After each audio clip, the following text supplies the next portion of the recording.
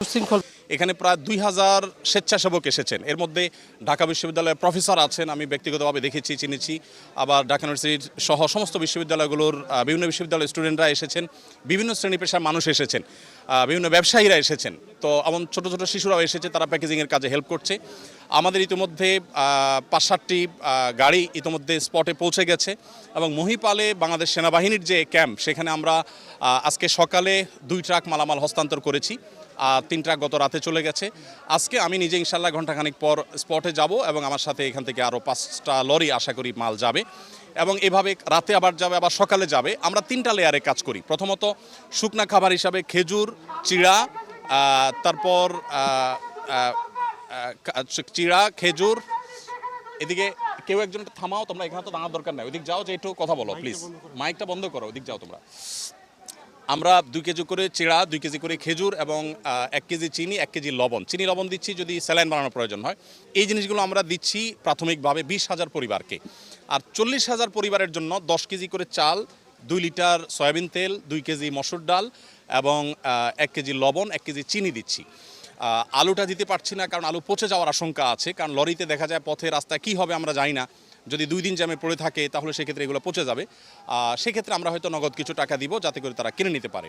এটা হলো দ্বিতীয় লেয়ার, অর্থাৎ এখনও রান্না করার পরিস্থিতি নেই, আমরা শুকনা খাবার দিচ্ছি। খেজুর 4-5টা খেলে খাবারের কাজ হয়ে যায়। সেই সাথে আমরা একটু পানি শুকোতে শুরু করলে কাল বা পরশু সকাল থেকে আমরা চাল ডাল সহ ভারী খাবার দেব। এরপর তারা যখন ঘরবাড়িতে যাবেন তখন আমরা 25 কেজি করে চাল ইনশাআল্লাহ আশা করছি যে আমরা 20,000 পরিবারকে দেব। এরপরে 4th লেয়ারে গিয়ে আমরা 4,000 পরিবারকে ঘর বানিয়ে দেওয়ার প্ল্যান করেছি। পরিপূর্ণ ঘর বানাতে না পারলেও 4 বান করে টিন এবং কিছু নগদ টাকা 10 বা 20,000 টাকা, যেটি আমাদের সুযোগ হয় আমরা এটা দেবো। এখনও পর্যন্ত আমাদের কাছে ফান্ড এসে সব পৌঁছায়নি। আলহামদুলিল্লাহ গত 24 ঘন্টার ভিতরে প্রায় 3 লক্ষ মানুষ আমাদেরকে অনলাইনে ডোনেশন করেছেন। এর ভিতরে 1 টাকা, 5 টাকা, 10 টাকা সব রকমের আছে। এই সর্বসাধারণের দানের টাকা আলহামদুলিল্লাহ কাজগুলো চলছে। আমরা সিলেটের বন্যা, 22-এর বন্যায় প্রায় 18 কোটি টাকা আমরা খরচ করেছি এবং এর মধ্যে 1,000 মেট্রিক টন খাবার ছিল, 1,000 ঘর নির্মাণ করেছি, 1,000 কৃষককে আমরা 5,000 করে টাকা দিয়েছি। তো আলহামদুলিল্লাহ এবার আমরা আশা করছি যে সেটা আরও ব্যাপকভাবে করব, কারণ বন্যা পরিস্থিতি অত্যন্ত ভয়াবহ।